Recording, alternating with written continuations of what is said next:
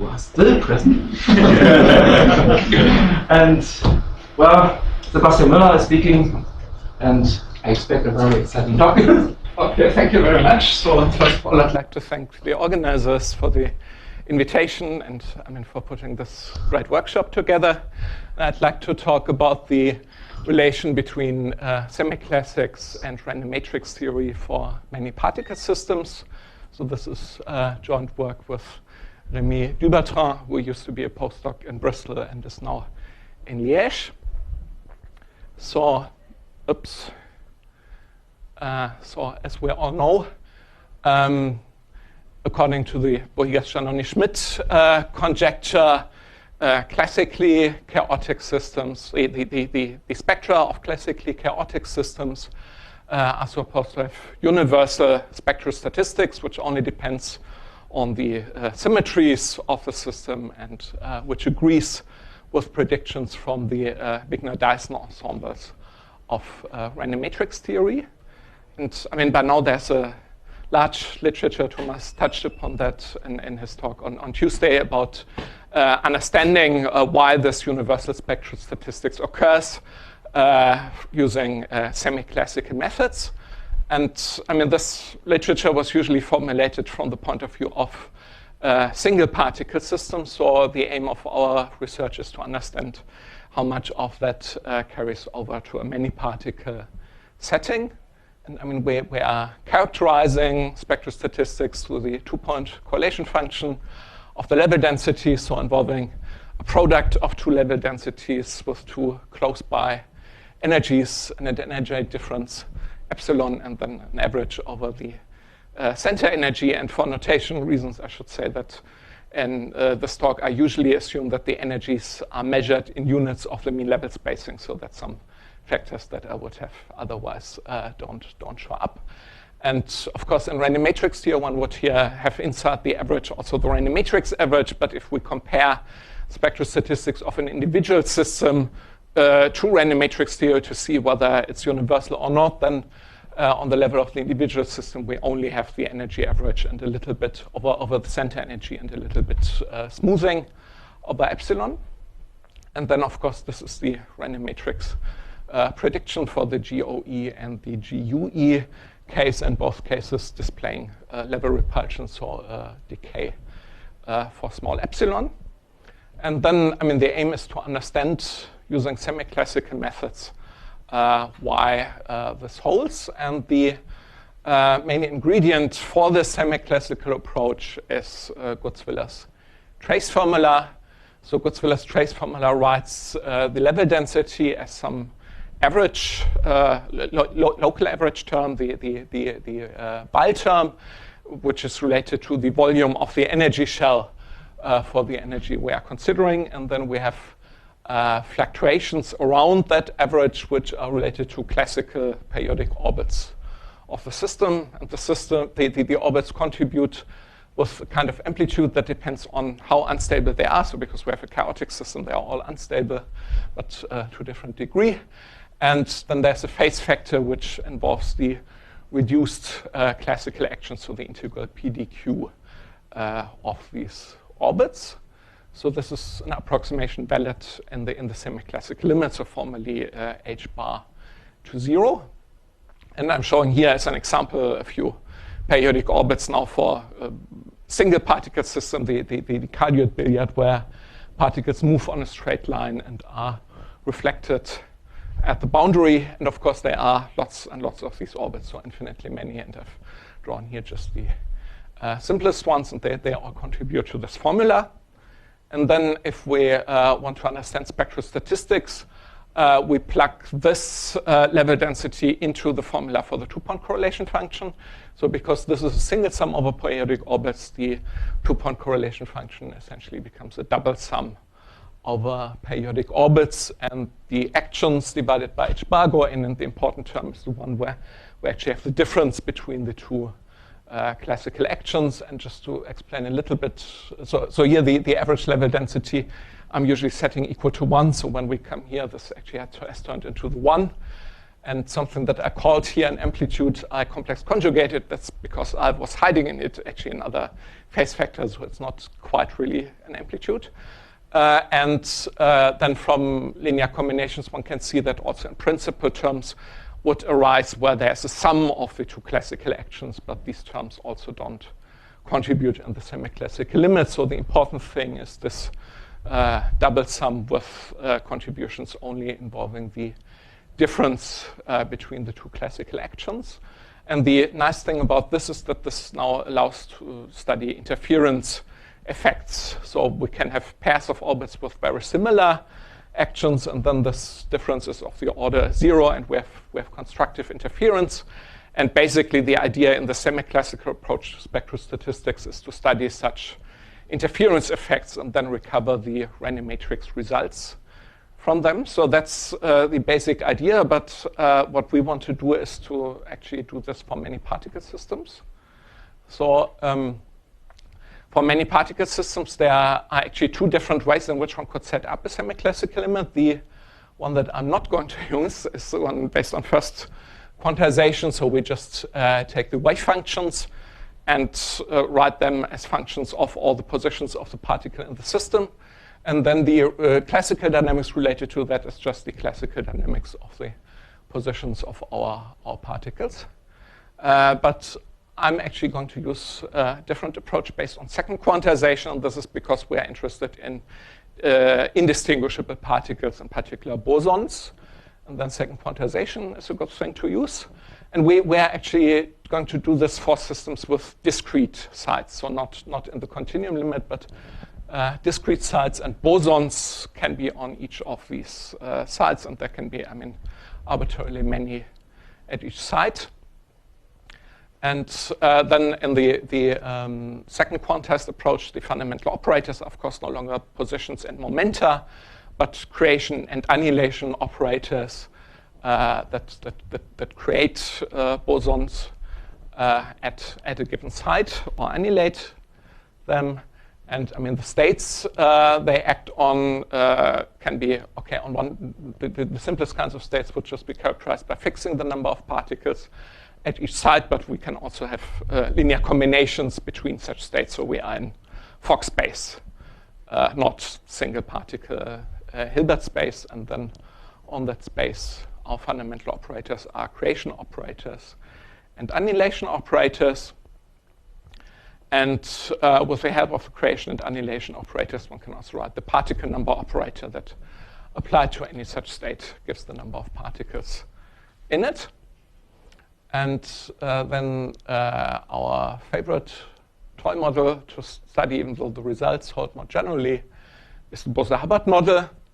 So this is, bosonic systems with discrete sites, and then the Hamiltonian contains a term involving jumps to the neighboring site, so always with an annihilation operator combined with a creation operator on the neighboring site, so we can jump to a neighboring site.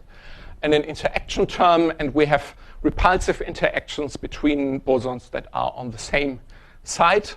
And the number of pairs of bosons on a given site is given by this A-Dagger square, A square. So this is sort of the appropriate way to write an interaction term for this. And then we want to do a kind of classical limit. And standard quantum mechanics, the classical limit would have been to demote the p's and q's to numbers, from operators to numbers. And what we have in this approach, because the a's and daggers are the fundamental operators, is that the a's get replaced by complex numbers psi, and the a daggers by their complex conjugates. And the physical interpretation of these complex variables is that of a macroscopic wave function. So what we have is in single particle quantum mechanics sort of is the thing to be approximated quantum mechanics, and what we use to approximate it classical mechanics. And here we have on top the full many-body quantum mechanics, and as the thing, classical thing approximating it, the dynamics of these macroscopic wave functions. So how does this dynamics look? So we have equations that look a little bit like Hamilton equations. Psi j dot is is related to the derivative of the Hamiltonian with this replacement with respect to psi j star, and there's another term with a minus squeezed in, and then psi j star dot related to a derivative with respect to psi j. So that looks formally very much like Hamilton's equations, and one can derive these equations by looking at the conditions under which the classical action for these kinds of systems becomes stationary with respect to variations. I ask myself when I hear you talking about that, is that limit more or less ad hoc, or do you can justify it in some sense? Yeah, I mean, if you write down the classical action for these things, so for the purpose of this talk, it looks a little bit ad hoc because I speak about the classical action later. But of course, you can derive this classical action first, and then you derive Euler Lagrange equations for when does this action become stationary, and then it comes out like this. Okay. Yeah, so from the formula that will be in 1 or 2 slides. But you said that it's h, so it's psi dot minus h, and then you vary that, and that should give you an equation. You have given the rules for h. So you could alternatively relate the psi to effective q's and p's, and then it's exactly the. But the action for Schrodinger quantum mechanics is psi dot minus h psi. Yes. So if I take your h, do the substitution in for classical, Yeah. and then take that action, minimize, you get these equations. Yes. If you write the action and minimize it, you get this equation. I assume because you have the particles at sides that you don't have an indistinguishability problem. Yeah, now I don't have an indistinguishability problem because I'm working in second quantization. Yes. If I would do first quantization, of course, I would have to take into account that the wave functions have to be symmetric. Do the semi-classic limit as you describe it. That does not cause any problem. No, this doesn't cause any. The way how you described it now. This doesn't cause any problems. So I'm now a little bit confused which problems it could cause. But you will later on show the. Yeah. So I would show the action soon, and then it will maybe become completely. So why don't you work with coherent states? Yeah, I work with coherent states. I'm just not showing it yet. Okay. Yeah. So these are the Hamilton equations, and I mean, if I put in for the Bose-Hubbard model the Hamiltonian there, then one sees that we get a linear term from the hopping and a cubic term from the interaction. And because this is the dynamics of the macroscopic wave function, this actually has the interpretation of a nonlinear Schrödinger equation or a Gauss-Pitayevsky equation. And of course, Gauss-Pitayevsky equations are sort of widely studied for things like ground states of Bose-Einstein condensates and so on. So the new idea here is that we are not looking at one particular solution of this, but we want this to play the role of classical solutions in the trace formula, the Godzilla trace formula. So we sum over contributions associated to many of these guys, and we'll also study interference effects between different solutions. So this is sort of conceptually new. Yeah. How do you deal with the fact that in 1D the nonlinear Schrödinger equation is integrable? And I guess by discretizing, so that we don't have that problem. So we are interested in the chaotic regime, and that would sort of be in the case of several sides, excluding 2 sides or the continuum limit. Yeah. And okay, so the idea is, to study interference effects between these contributions, and this was in a different context for coherent backscattering, introduced by the Richter group in Regensburg by Engel et al. But we are here applying this approach to spectral statistics. And okay, I want to say a few more things about the Bose-Hubbard model. So this is the answer to the question I just gave. The classical dynamics of for the Bose-Hubbard model is chaotic, but because it's a more complex system than billiard or constant negative curvature, I have to say in which regime and how much. And this is the case for systems with several sides, so not 2 and not continuum limit. And in the regime that the hopping and the interaction term are comparable. So if one of them would dominate, this would also make it integrable. Sorry, I still have to understand these size. How do I get something like an orbit or something out of that? Yeah, you can take the psi's as your variables, and then you integrate, and then the orbit is given by the psi as a function of time. Yeah, yeah. And it could be periodic if the initial and the final solution coincide, and it's in this case for each psi separately. yes, for each component separately. Yes, yes. So it's a multi-dimensional psi that. Any particle orbit is then in all looking at the vector of all these psi. Yes, yes. It's a vector. It's a vector parameterized with time. Yes, yeah. So, and okay, because it's a more complex system, I mean, even in this regime, one has some stability islands. So our theory will sort of describe the chaotic part of the phase space, and I mean, there's numerics showing that it's almost completely chaotic in the regime we are looking at, and we also did our own numerics to check it. And there's also been numerical results about spectral statistics for this. For the Bose-Hubbard model, and I'm showing here the nearest neighbor distribution, nearest neighbor distribution for the Bose-Hubbard model, which agrees very well with GOE. So, and it's on the same regime, so it looks like a lot of what one has from the single particle approach should carry over if it's chaotic. And in the same regime, we have agreement with random matrix theory. So the idea is sort of to carry that through. And I mean, in general, what I'm going to say will hold for bosonic systems with discrete sites and chaotic dynamics of the nonlinear Schrödinger equation. And then the main ingredient, and there we will have the Coherent states, is that one has to generalize the Godzillas trace formula. And, okay, derivations of a trace formula for this have been given simultaneously by Engel, Urbinder, and Richter, and Bose, and I will talk about our approach, of course, and this actually involves coherent states, so joint eigenstates of all the annihilation operators, whose components can then be, where the eigenvalues can then be associated also to the components of the macroscopic wave function. And then the derivation of the trace formula, like in the Godzillas case, starts from a path integral for the time evolution operator e to the minus I over h bar h t. But because we are going to take a trace at some point, we actually write this path integral straight away for the trace, which leads actually to important technical simplifications compared to other ways of dealing with Coherent state path integrals. Pardon? That's precisely that's the action. So if you do look at variations of this, the variation vanishes on condition that this. It means you actually start with a classical action. I mean, because you first write down the path integral, right? So you start with a classical action.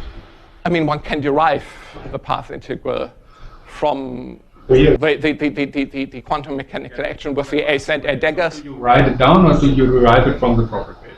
Yes. You derive it from the propagator. Yes. Yeah, I mean, one can. You have the quantum Hamiltonian given. I know that. I'm just asking how you do it because I want to understand how you. Yeah. This is derived from the propagator. So this is derived from matrix elements for small time. Okay. Wonderful.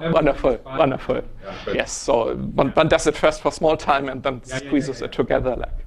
Yeah. Okay. So and this an integral now over all possible choices of the macroscopic wave function. I mean, parameterized with discrete position and continuous time. So not only the ones satisfying the nonlinear Schrödinger equation, and with this action where we have minus Hamiltonian, and this is sort of analogous to the PQ dot term in the Hamiltonian mechanics. Path integral, because we are taking a trace, this is restricted to solutions of the nonlinear Schrödinger equation, which are periodic. So the initial value of the psi is equal to the value at time t that comes from the trace. So this is now the path integral for this trace. And now we do a stationary phase approximation. So formally, I mean, first I will explain sort of for the case h bar to 0. And then this is going to be dominated by solutions for which this action is stationary. And as we have just discussed, stationarity of this action leads to this nonlinear Schrödinger equation. So we get a discrete sum over solutions of the nonlinear Schrödinger equation. But still for the trace of this time evolution operator, and then one goes to the level density through familiar steps. So first one does the Laplace transform to get to the trace of the Green's function, and then the level density is accessed by taking some operations that in particular involve an imaginary part. And then we have a discrete sum for the level density. And the one thing that, so discrete sum over classical periodic solutions. And the thing that I've swept under the rug during this discussion so far, but I have to explain now, is that this is a little bit different from the standard derivation of a trace formula, because we have actually one conservation law in the system, because we have particle number conservation. And this what means, the particle number operator commutes with the Hamiltonian, or classically, the particle number is conserved, and what we get from the particle number operator when replacing A by psi is just the norm squared of the macroscopic wave function. So this is a conserved quantity. And the way to deal with that is because we're essentially doing kind of Hamiltonian mechanics here, to make a canonical transformation such that this becomes the new generalized momentum. And then we know from Hamiltonian mechanics, if we have a generalized momentum and that's conserved, then the Hamiltonian must be independent of the corresponding generalized coordinate. So we have a generalized coordinate not showing up in the Hamiltonian at all, and a generalized momentum that can actually be replaced by a constant. So the interesting dependence of the Hamiltonian is only on the remaining variables, and we can actually view it effectively as an Hamiltonian in a reduced phase space, which then doesn't have this conservation law anymore.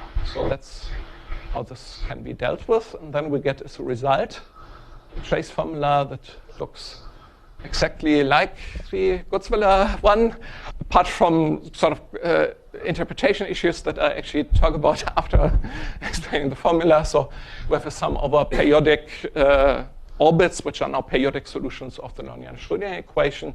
And this amplitude depends on this matrix relating initial deviations to final deviations. So this measures sort of how unstable the orbits are and the period in principle. But if the solution is a multiple repetition of a simpler solution, just the period of the primitive solution.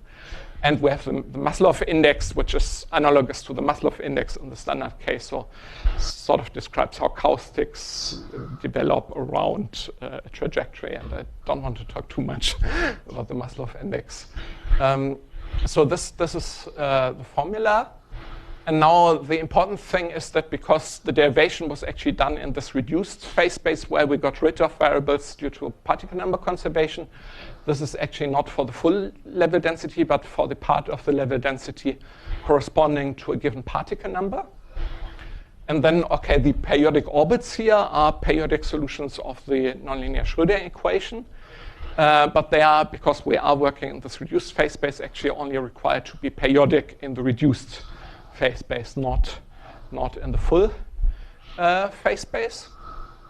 And okay, if one goes through this derivation and looks how the particle number scales, one can see that this not only holds in the limit h bar to 0, but also in the limit where the particle number goes to infinity. So it's simultaneously an approximation in that regime. And if we go to that regime, we have to be a little bit careful because we're kind of interested for the Bose-Hubbard model in the case that the hopping and the interaction terms are comparable, and the interaction term would grow if the number of particles goes to infinity. So if we want to interpret it in that way, we have to scale the constant for the interaction so that we stay in the regime where interaction and hopping remain comparable.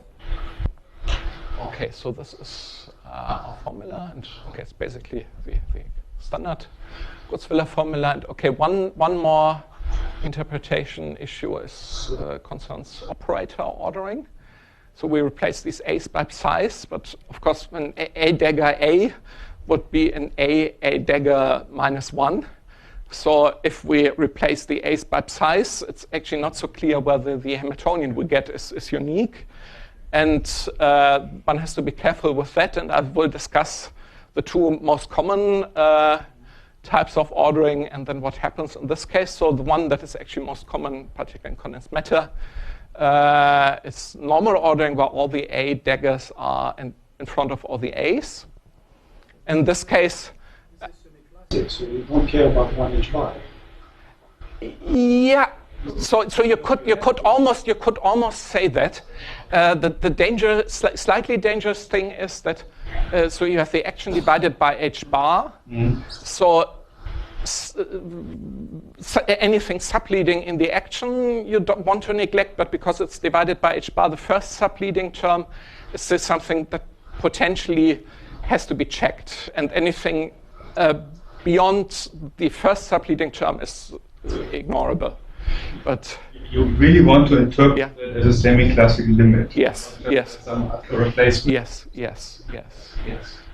Yeah. So if one does normal ordering, makes this replacement, then one gets something that looks like I wrote the Hamiltonian for the Bose-Hubbard model because I wrote that in normal ordering, and then a twist happens in the derivation. So there is actually an additional phase factor in the derivation, which is called the Solari-Kochetkov phase. So this is in line with previous works about the propagator in coherent states, and this involves an integral over second derivative of the Hamiltonian along the trajectory.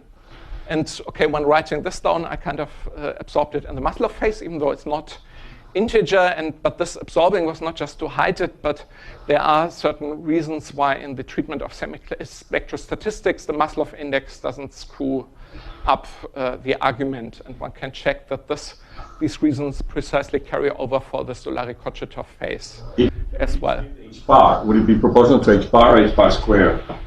This term. This term, okay, if it's okay, then I think I have to explain at some point the reason why. So if it's put in and it appears inside the exponent, it's actually just a term that is independent of h bar.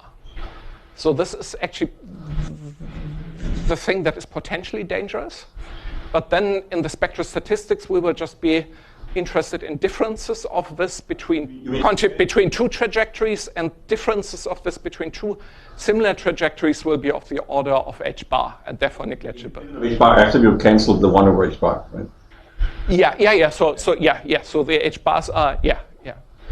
So so it's only negligible if one considers differences of this between two similar trajectories. But this is sort of why one would be interested in that will be later in the talk. So I guess in your conventions, psi has no physical dimension.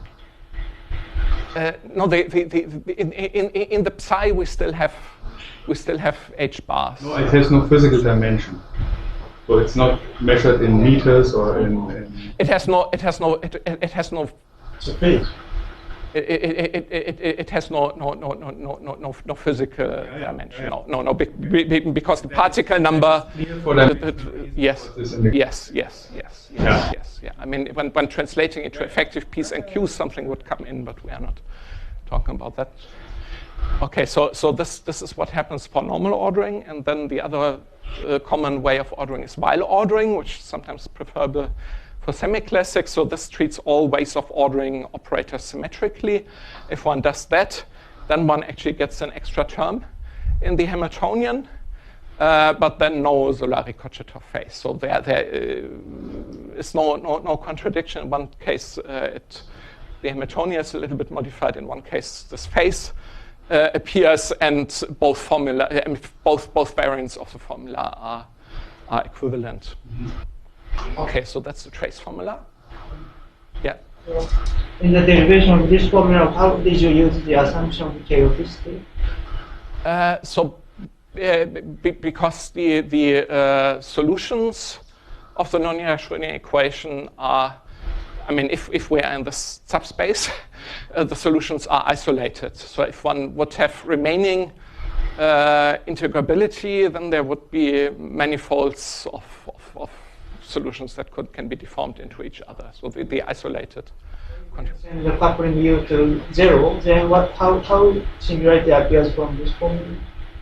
Okay, we have not looked that much at the integrable cases, but it can, I mean, one can do semiclassics for integrable systems, and then it's equivalent to generalizations of the WKB approach. So this can be done. And okay, in the case that the coupling vanishes completely, it's analogous to everything done about the harmonic oscillator, because then with a simple Fourier transform, it becomes equivalent to the harmonic oscillator.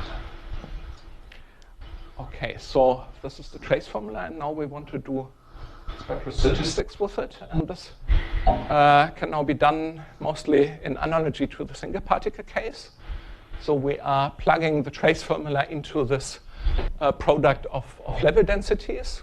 And then I already said that the important term is the one where we have a difference between two classical actions, and we can have constructive interference if these actions are similar, and if there were a big difference, then if we average over the energy that everything depends on, it would sort of, the contributions would oscillate rapidly and vanish for that reason.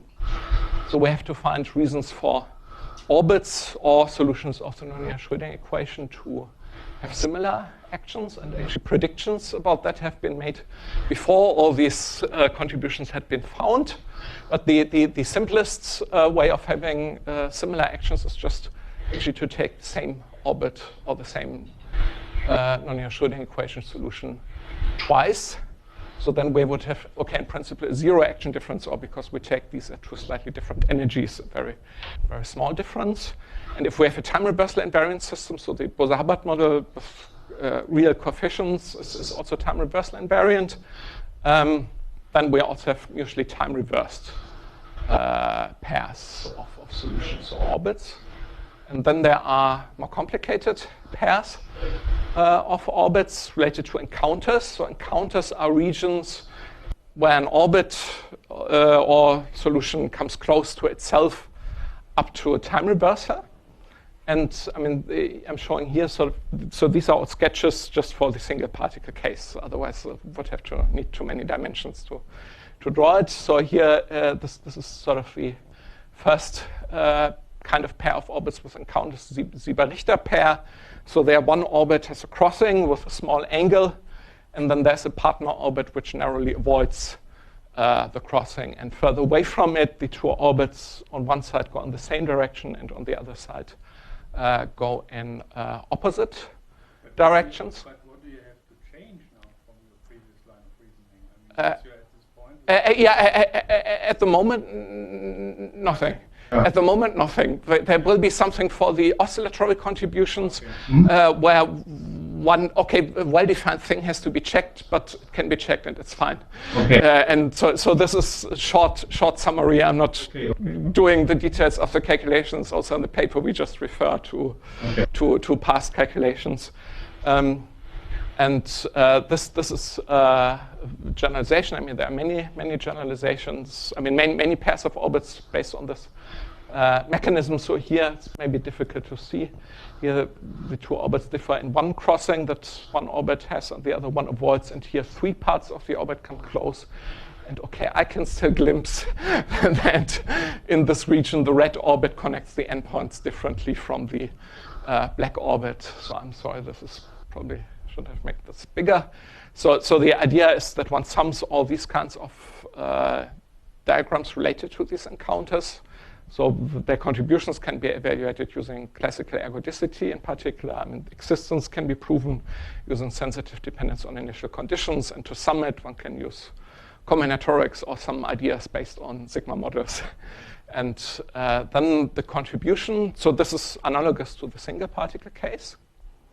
And the result in the end will be the random matrix result, but I first sort of motivated from random matrix theory. So for the GUE case, one would expect from random matrix a sinc function squared. And I've formatted this function here in a way that is easier to compare to semiclassics. So in terms of one contribution that goes with one. Green. The green also. Oh God, I should too small and bad colors. That's okay. So this is 1 over epsilon square, and this is also 1 over epsilon square, but with an oscillatory factor, and that's equivalent to this standard way of writing it. That's for the GUE, and for the GOE, one can write the result as a series expansion 1 over epsilon and a series expansion of 1 over epsilon with an oscillatory term. And all the green unreadable stuff can be obtained using the approach I sketched so far.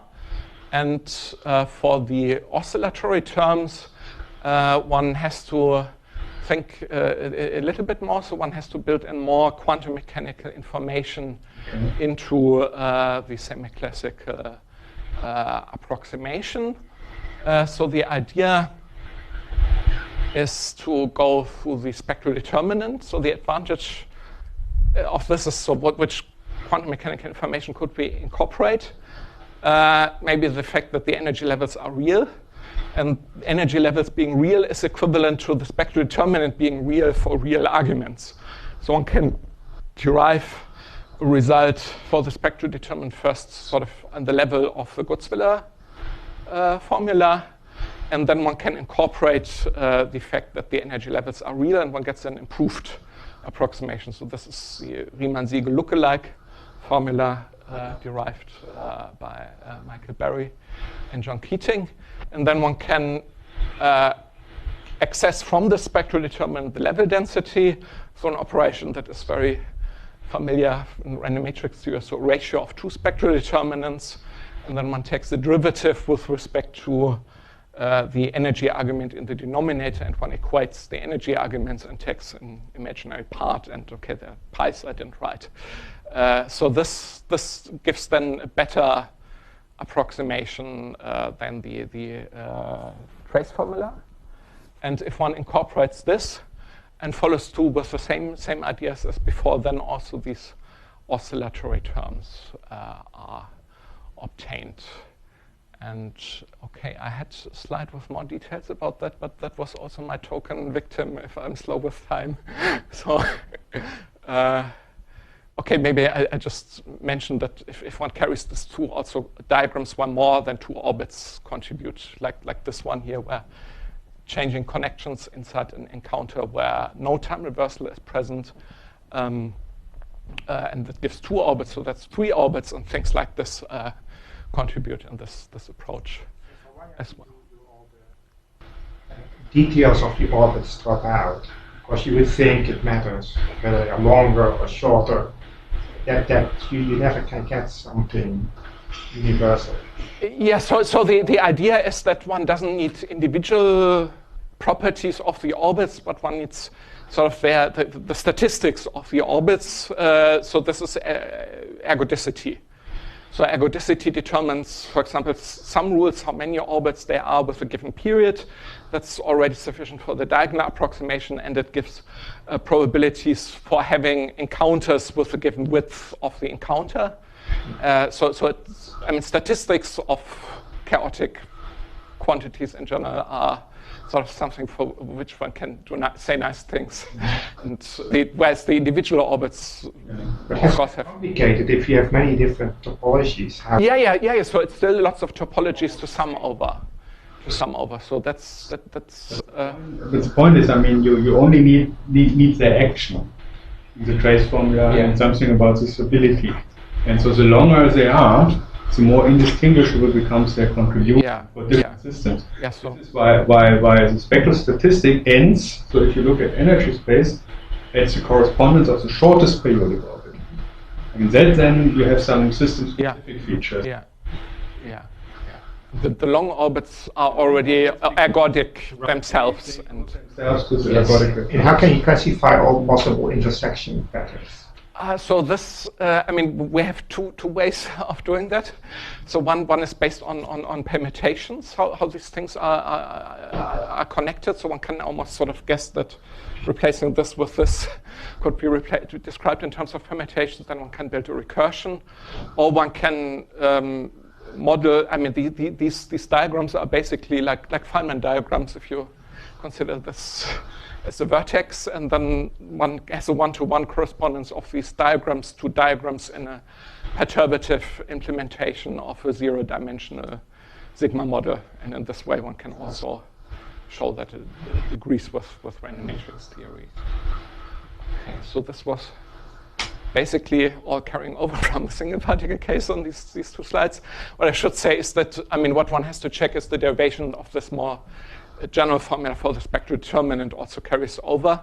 And this is because its main ingredient is also the trace of the Green's function, and the trace of the Green's function we had on the way to the trace formula. So that's why all the ingredients carry over. Then I have to say one more thing, because we actually want to describe the Bose-Hubbard model, and the Bose-Hubbard model actually has symmetries. And so discrete translation symmetry, if we have it with periodic boundary conditions, which we like to have, and reflection symmetry. And if one has a system with these symmetries, even though they are less complicated than the anti-unitary symmetries, one has to keep them into account, and this is done by going to subspectra selected by these geometric symmetries. So for the Bose-Hubbard model, we first divide it into subspectra according to eigenvalues of this translation operator, which can be written as e to the pi I k over L, where k has a meaning of a quasi-momentum. And then we look what happens and what to do with reflection symmetry. And it turns out that if this eigenvalue is plus or minus 1, then we have to further subdivide subspectra according to whether it's even or odd under reflection. Whereas otherwise, the reflection operator would map subspectra with a quasi-momentum k to a subspectrum with a quasi-momentum L minus k, leading to a degeneracy between these two subspectra. So either this leads to a degeneracy or to further subdividing it. So these are the right subspectra. And the thing with these subspectra is that in principle there are examples where subspectra can have surprising statistics. So there are situations where the global system has time reversal invariance with time reversal operators going to 1, and you can still have GUE subspectra. So we have to check whether something like this can happen, and okay, it does not happen. And I mean, so one can modify the trace formula for these. So I'm using here a version of a trace formula. I mean, that also applies for the many particle case. It goes back to Jonathan Robbins. And this is for spectral statistics in a subspectrum. And then the contributing periodic orbits are no longer periodic in the full phase space, but in a fundamental domain. So the easiest thing to imagine is a reflection symmetric billiard, and then they are periodic in 1/2 of that billiard, sort of bouncing from the reflection line. And so it's different. And I mean, one can define a fundamental domain for this. It's not as straightforward as one would assume first, because it has to be in the space of wave functions and not in the geometric space. So if one defines an appropriate fundamental domain for our problem, then this carries over. And then, okay, you have the orbits periodic in the fundamental domain, but there is an extra factor in the formula.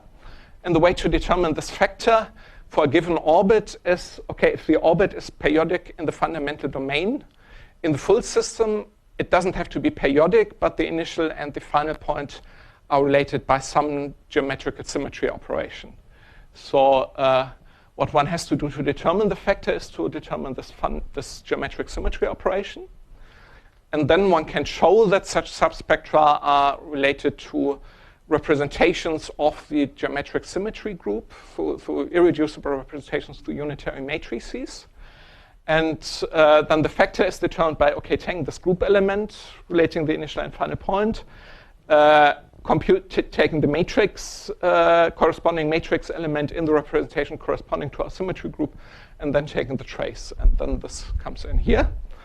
And then with this, one can actually generalize the whole spectral statistics or use other arguments. And the outcome is, so this is in the final stage, so is with Chris Joyner and Martin Sieber, and then in the many body work generalized with Rémy Duberton to the Bose-Hubbard model. The final result is that if the matrix representations are all real, then it's actually not, thank you. So then it's actually not changing it.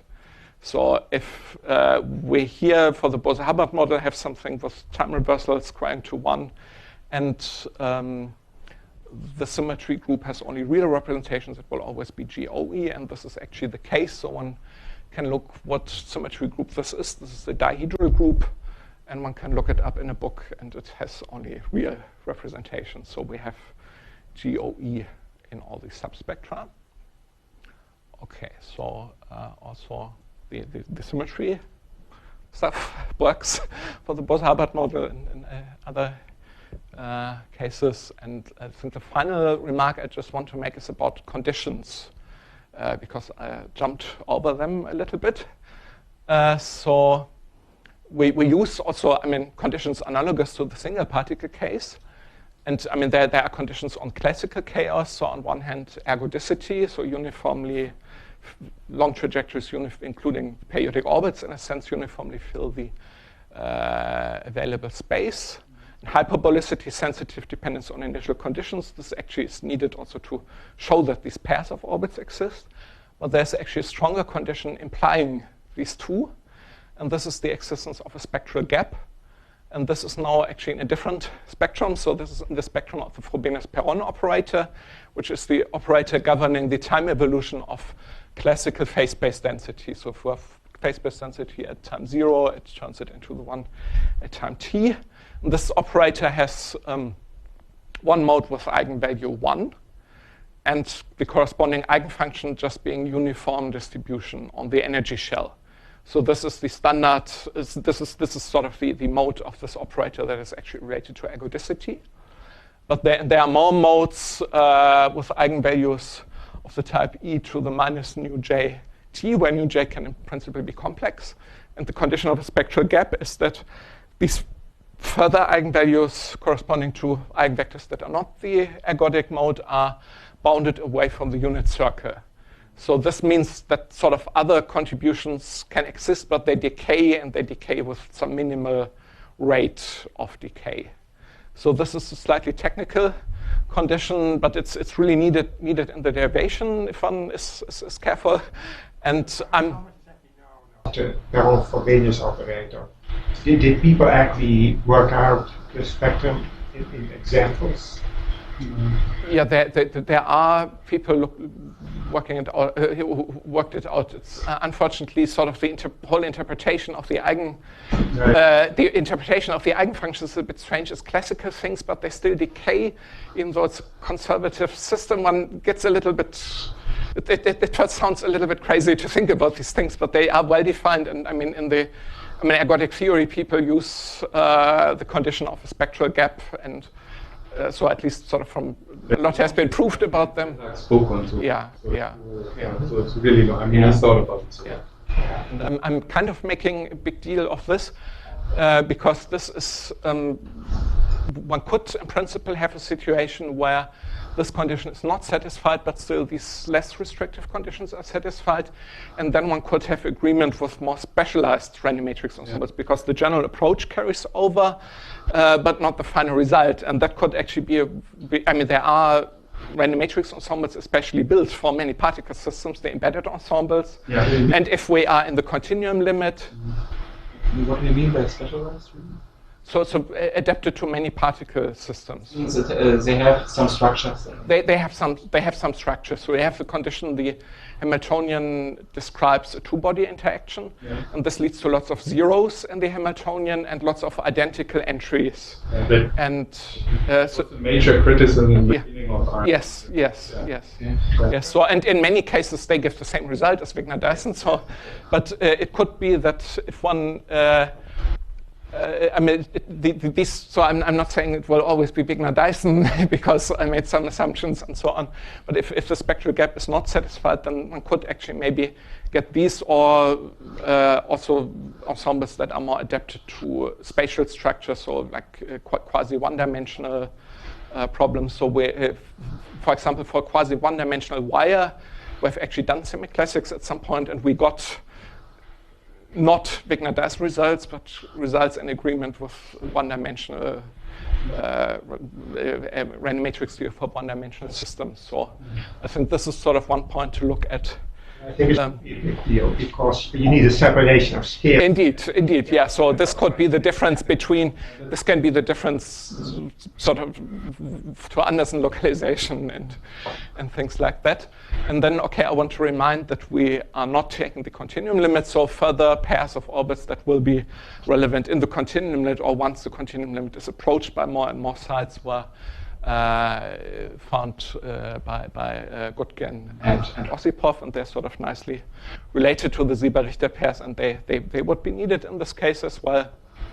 And then, of course, we have, because it's a rather complex system and not some of the simplified chaotic systems, it will always have some small stability islands, so our theory is describing the chaotic part of the phase space. And okay, so the trace formula for chaotic many-body systems, spectral statistics is determined by interference between solutions of the nonlinear Schrödinger equation, and we obtain agreement with random matrix theory under the conditions discussed. So, thank you.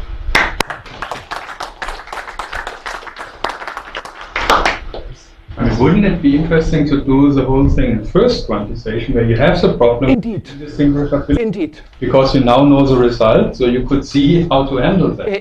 Indeed. So first quantization would also be interesting. So technically, the problem is, so this has actually, so there's work by Quirin-Hummel and others in the Regensburg group, where they are actually starting, because if they do it for arbitrarily a number of particles, even the Weyl term actually becomes tricky, and the Weyl expansion becomes tricky because one has so many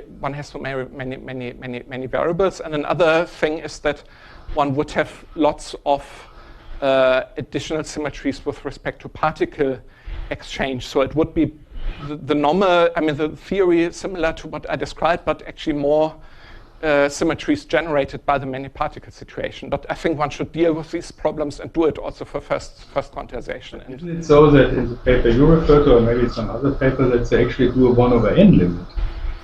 I mean, they look at large particles, they take that as a semiclassic limit. Yeah, so this is, I hope I didn't skip that. So one can so we can interpret what comes out of the trace formula also as a limit, is the limit of infinitely many particles, because they scale in the same way. Whereas for the first quantized approach, I think for the n to infinity limit doing the first quantized approach is tricky, because then one has a limit in which the variables described in the problem change their number. So I think for the n to infinity limit, the first quantized approach is probably quite tough. But for the h-bar to 0 limit, I think there's some technical problems, but one should do it.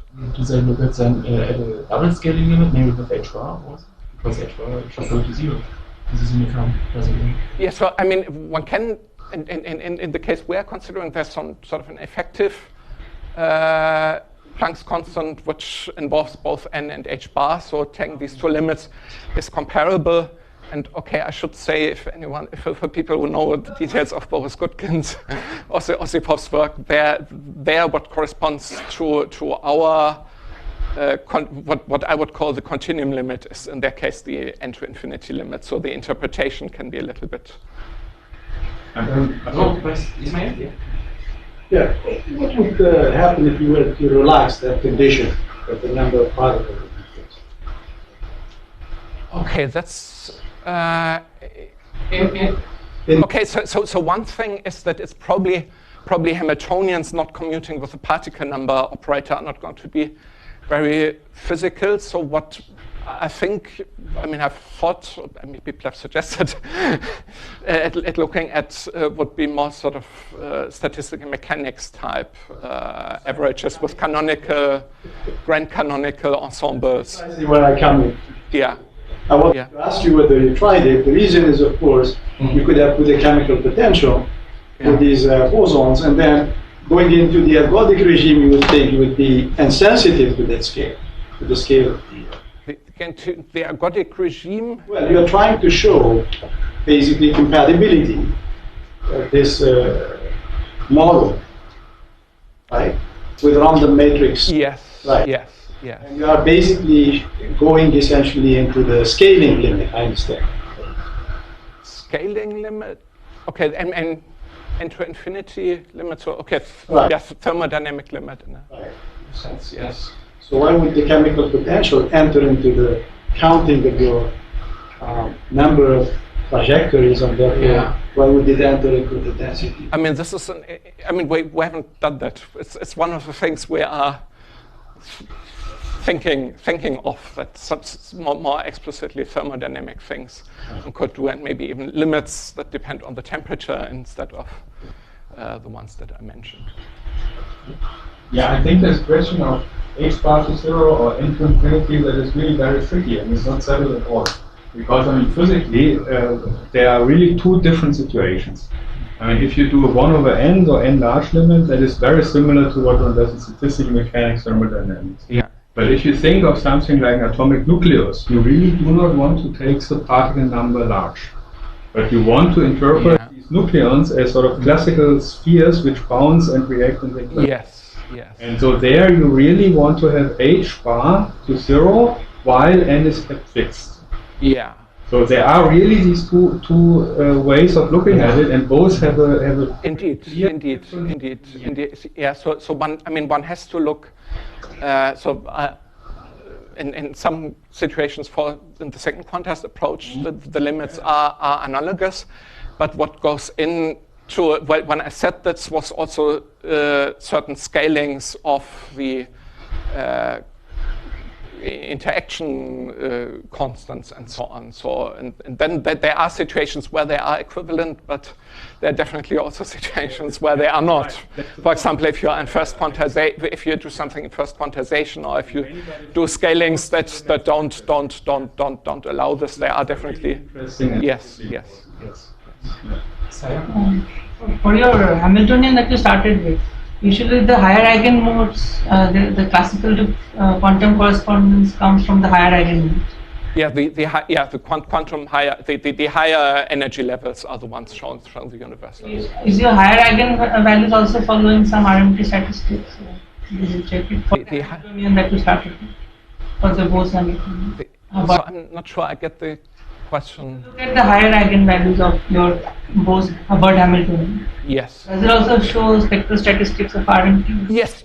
So I had this picture, but we have also done our own numerics over sort of a range of ratios of these parameters, and it shows good agreement. I mean, both classically, it's nice chaos. I mean, not case systems or something, but good agreement with ergodicity in the regime I talked about, and also good agreement with random matrix theory.